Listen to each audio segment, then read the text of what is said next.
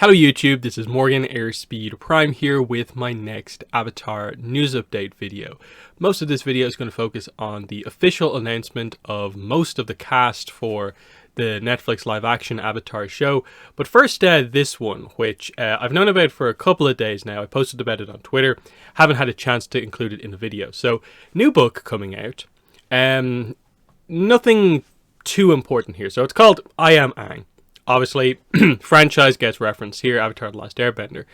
Interestingly, it's a hardcover book, $5.99. It's part of this series of books called the Little Golden Book. It's a style of book. It's coming out in May next year. And the idea is it's for young readers. The idea is that it's for readers 2 to 5 years. You can see some of it here. Very aimed at kids here. It's only going to be 24 pages, but they do have, an illustrator here. So there's going to be new art included in this. So it's just going to be some sort of Aang focus, probably be partial recap of the series. We'll see what exact way they do it. They have these for a bunch of different franchises. So very similar to the whole screen comic situation. It seems to be another style of book like that, where they just grab a bunch of licenses and do these kind of small books called Little Golden Books, and Avatar is being included as part of them. Really, until we see like the cover and stuff like that, there's nothing too much to say about it. But like, I'm not expecting new information from this. But for collectors, this one is probably actually worth picking up just because it's somewhat cheap and it will be somewhat new just because it's going to be presented in an interesting way. So that's that. So getting into the Netflix information. So finally, Netflix have officially put out an update about the Netflix live action show.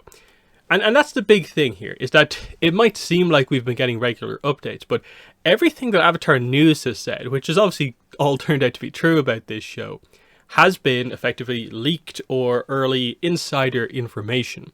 Very little of it has been released officially, as they kind of reference here themselves, that previously announced cast members just includes this group here. So they only have like the initial main cast, plus, Suki's mother, Yukari, Avatar Kyoshi, and Gran Gran. Now, it's a massive list that they have here, of course. Now, most of this we have known about before. I'm pretty sure there's only one, in my mind, completely new thing here that we didn't know about before, which we'll get to. So, Yue, Paku, Yagoda, Han, Chief Arnook, Avatar Karuk, and that's all fine. I think these are all completely accurate to what Avatar News said they would be. Getting into the Earth Kingdom stuff here, June was relatively recently announced, same with King Boomi, the Mechanist, Teo, Cabbage Merchant, of course, is going to be played by his voice actor, so there's that. Fire Nation, so yeah, Ty Lee, May, Lieutenant G, Sozin. I don't remember Sozin being referenced at all in relation to the live action show. So that's interesting that we are going to see Sozin within basically book 1 content. That very much leads me to believe that they're probably going to bring up the history of the war somewhat early on instead of saving it until book 3. I doubt they'll do the full reveal in terms of 306. I doubt they'll do the full thing there. They'll probably keep maybe the they were childhood best friends type situation between Sozin and Roku, as well as the Zuko kind of reveal until much later on. But telling us in a way why the war started, I think, is probably something that does need to be told. They have Roku, of course. They have the Great Sage. Lieutenant Dang is confirmed to be Commander Zhao's second in command. So I think that's what most people assumed that this was going to be, the equivalent to sort of G for Zuko. And that's fine. And then interestingly, Spirit World, we do have George Takei as the voice of Ko. So we're going to see Ko in book 1. And we're also going to see Wan Shi Tong in book 1, which is quite interesting. Now, obviously, that's because of the Zhao connection. That he was in the library. I guess that means we're actually going to properly flesh that whole idea out. Because we never really addressed the idea, I suppose, with his backstory. Was Wan Shi Tong, like, there when, Zhao came in? Obviously, they addressed the idea that Wan Shi Tong seemed to just let humans into the library, basically up until Zhao. And then he started being much more strict about it. So he might not even have been sort of monitoring who comes and goes, and that's what actually happened here. So I'm guessing they'll flesh that out, including appearance from Wan Shi Tong, which is nice. Ko, of course, they're going to, I suppose, connect that to the whole Karuk situation, and then you have to have Ko for the end sequence as well as the ancient spirit who actually knows the moon and ocean spirit. So that all makes sense. Now, that's pretty much, I think, everything. Like Mei and Ty Lee, for instance, they none of the description here in any way tells you like why they're appearing like a season before they should, or what the situation is there.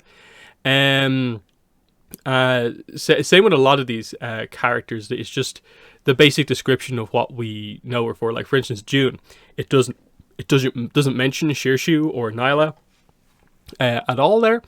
Kuruk had said a previous avatar with a haunted past. So we have to assume that, I'm guessing, they should theoretically have been able to incorporate the stuff from Shadow of Kyoshi about him, or it's either just referencing what happened with Umi. We'll see what way they go with it, but it seems like they are definitely making use of the fact that they know what the flow of book 1, 2, and 3 is, and that they have extra content that relates to like avatars and so on. So it seems like they're trying to flesh out book 1 with more kind of like detailed content and so on.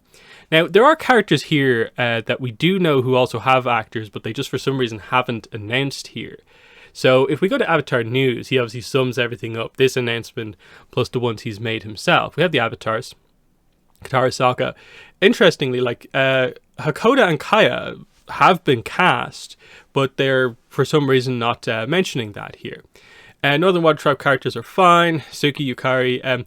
Jet was just a relatively recent announcement from Avatar News.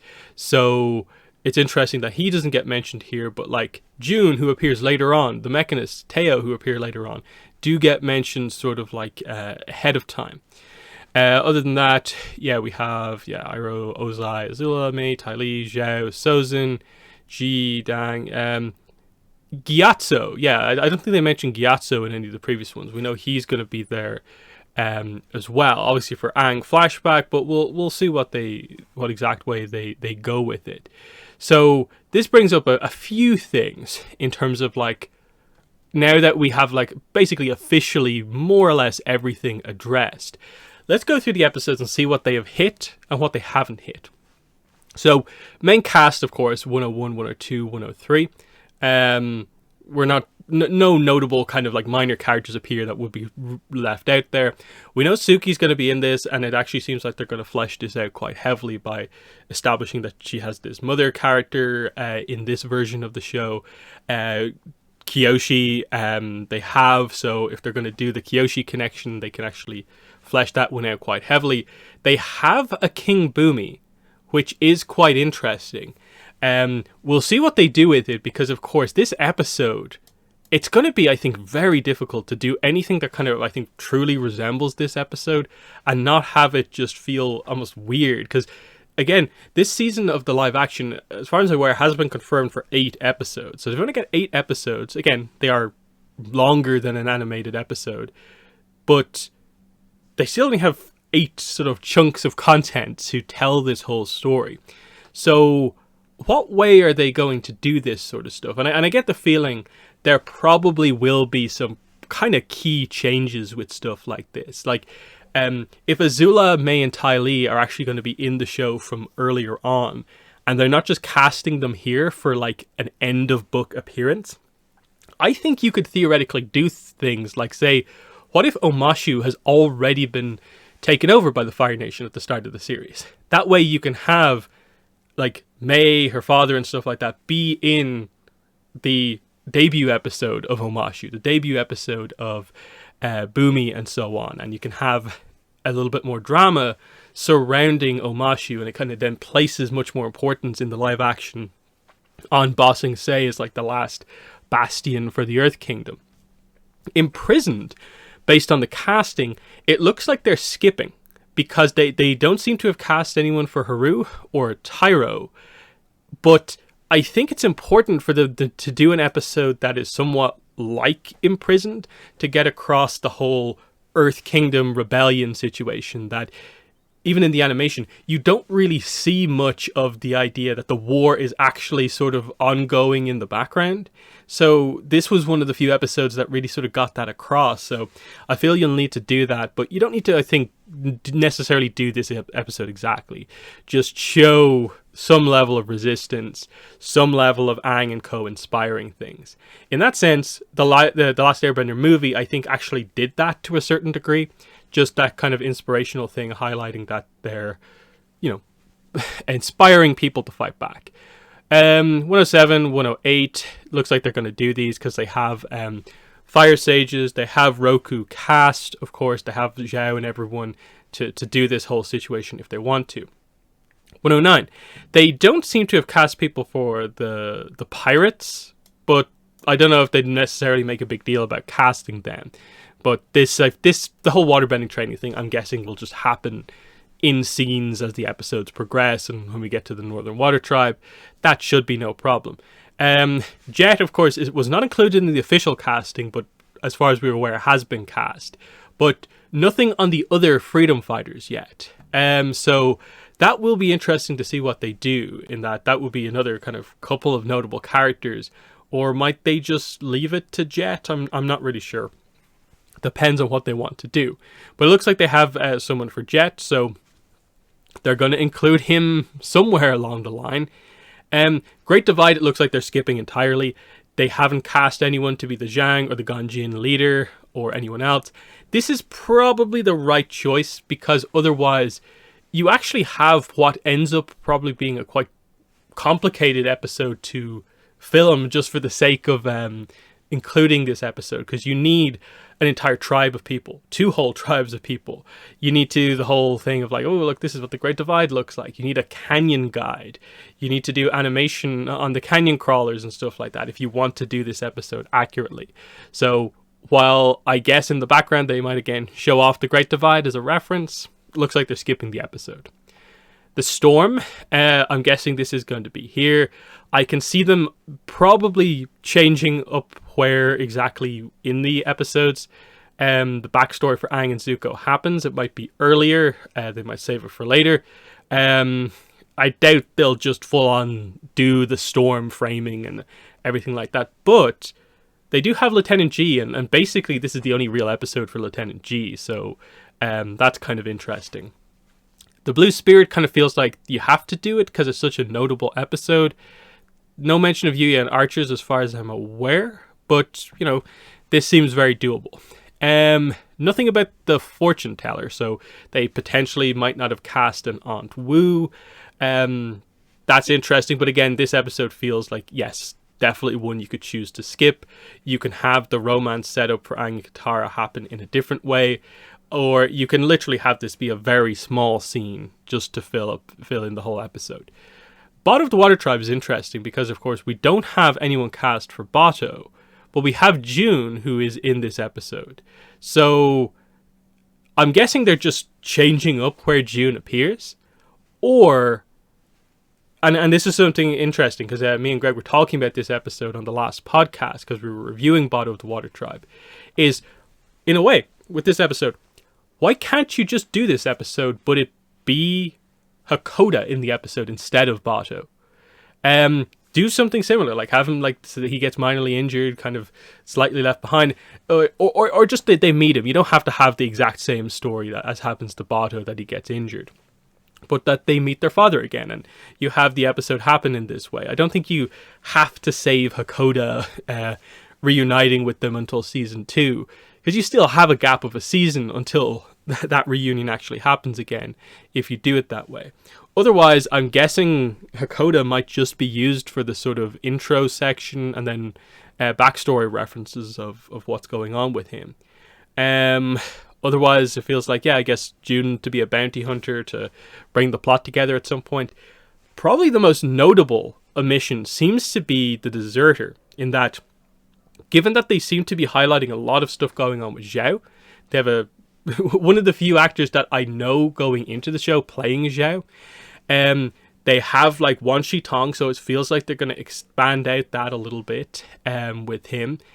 But they're potentially leaving out the ability to do the Zhang connection, which is the other notable connection with Zhao in the series. So they might be saving him for later, but it's probably the most key omission. Since he is an Order of the White Lotus member, it means you're potentially skipping a chance for someone to teach Aang firebending, and have the whole out of order kind of situation happen. Katara will have to learn healing, because of course you have Yagoda cast, but again, they can have her discover that in a different way with a different character, in that, like, theoretically, like, Boomi is a wise enough character where, like, he might be able to just point that out to her. Again, stuff will probably be happening slightly out of sequence is the important thing to realize. Northern Air Temple, interestingly, it makes sense. They include Teo and the Mechanist as Earth Kingdom.